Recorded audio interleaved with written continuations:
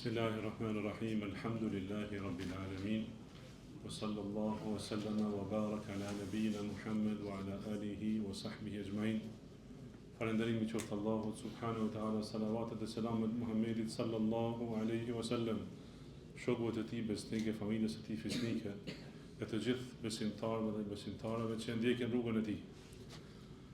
Ramazani është një shans i madh për muslimanin në shumë aspekte, e nuk ka dyshim se ato që kena përmend në netët e kalume, hapja e dyerëve të mëshirës të Allahut subhanahu wa ta'ala, mbyllja e dyerëve të dënimit, hapja e rrugës për të afruar te Krijuesi subhanahu wa ta'ala me agjërim, me namaz, me lexim të Kuranit. Dhe suneti i pejgamberit sallallahu alaihi wasallam është ajo drita orientuese, e cila gjithashtu në Ramazan e edukon muslimanin me jetu dhe me xhamat. Çfarë do të thonë kjo? Muslimanët mblidhen nëpër shtëpitë e Allahut subhanahu wa ta'ala, nëpër xhami, për ta fal atë namaz që ka fali dërgumi i Allahut sallallahu alaihi wasallam. E nuk ka dyshim se kur muslimanët mblidhen dhe numri i tyre shtohet, e mësojnë edhe një farë rregullit se si jetohet me të tjerët dhe në xhamat.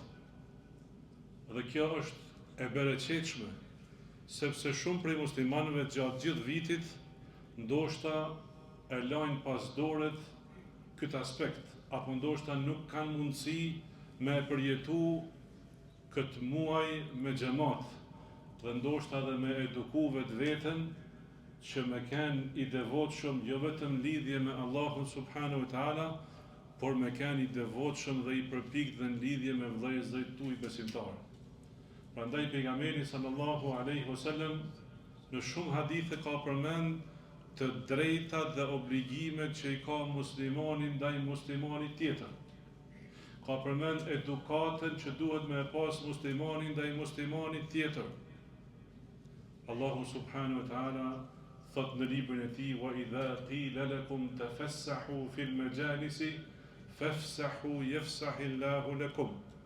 E kur t'ju thohet ju besimtar, bani vend në atë vend ku jeni, hapuni që të kenë vende të tjerët, bani vend të tjerëve që vinë, nuk ka dyshim se xhamit kur mbushen, ka nevojë besimtari që me i ba vend në vëllezërve të tjerë të cilët vinë me u falë sikur ai në këtë muaj të Ramazanit. Dhe me lan anash ndoshta atë individualizmin, për mos me thonë egoizmin të cilin ndoshta e ka gjatë vitit. Pejgamberi sallallahu alaihi wasallam në një prej fjalimeve të tija në fundin e jetës tregon Shaddad ibn Aus, thot se wa'adana Rasulullahi sallallahu alaihi wasallam, na e ka dhënë një këshill, dharafat minha al-uyun, na lotun syt kur e dëgjum atë këshill, wa wajilat minha al-qulub, dhe na u dridhen zemrat kur na e dha atë këshill, dhe i tham: "O i dërgumi i Allahut, jeto na e dha një këshill sikur s'kena me të pa më, ka annaha maw'idatu muwaddi'in." Na shto, na trego më shumë, na jep më shumë mësime. E pejgamberi sallallahu alaihi wasallam i tha: "Aleikum was-sam'i wat-ta'a." I porositi për të kenë bashk dhe për të kenë të bindun ndaj atyre që ju drejtojnë, për t'i ba vend njëri tjetrit në xhamat, për të kenë zemrat afër. Pastaj i tha: "Fa innahu man saya'ish minkum ba'di fa sayara ikhtilafan kathira." Kjo fjali është porosi, në të njëjtën kohë është edhe paralajmërim për atë që do të ndodhë. I thot pejgamberi sallallahu alaihi wasallam: "Ato prej jush që kanë me jetu pas mejet, do të shohin mos përputhje të mëdha mes muslimanëve, mos pajtime të mëdha mes muslimanëve." Cila është zgjidhja e pejgamberit sallallahu alaihi wasallam kur i ka tregu muslimanëve, ose ja ka tërheq vëmendjen prej një gjajet, ja ka tregu dhe rrugdaljen nga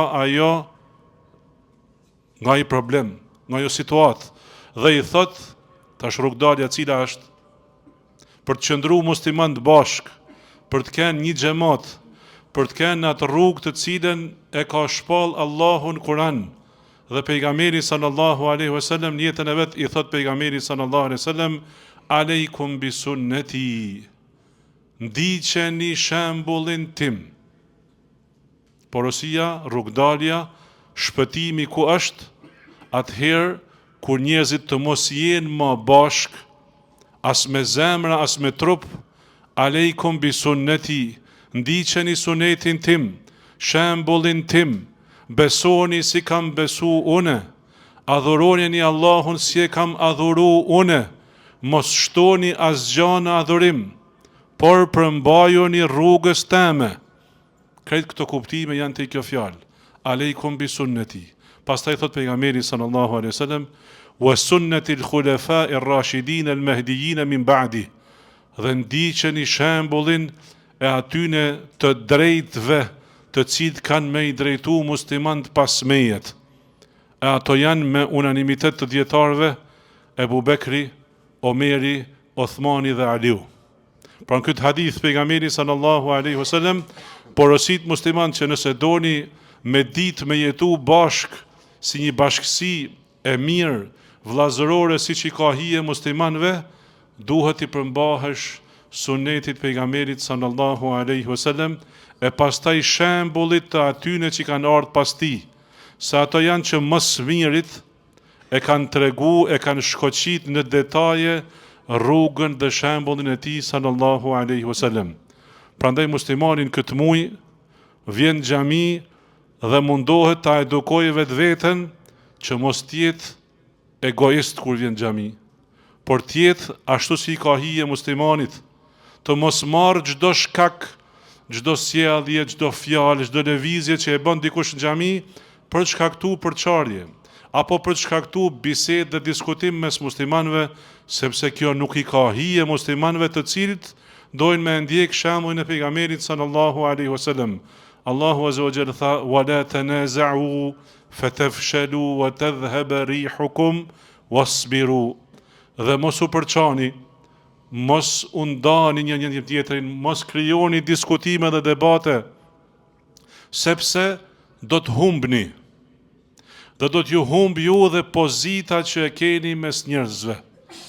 Muslimant kanë qenë ummeti që janë marrë shembull për udhëzim për tek Allahu subhanahu wa taala. Janë ummeti vetëm sot në botë i cili ka shpallje të pandryshume prej Allahut. E kjo shpallje është Kur'ani dhe Suneti Muhamedit sallallahu alaihi wasallam. Po e përsëris shpallja është Kur'ani dhe Suneti Muhamedit sallallahu alaihi wasallam. Prandaj mos u mashtro nëse thot dikush na mjafton Kur'ani. Sepse Kur'ani pa sunet nuk plotësohet feja. Të dyja bashkë janë prej Allahut, se pejgamberi sallallahu alaihi wasallam nuk ka fol asnjë fjalë nga mendja e tij, por ka fol ato fjalë që Allahu ja ka shpall.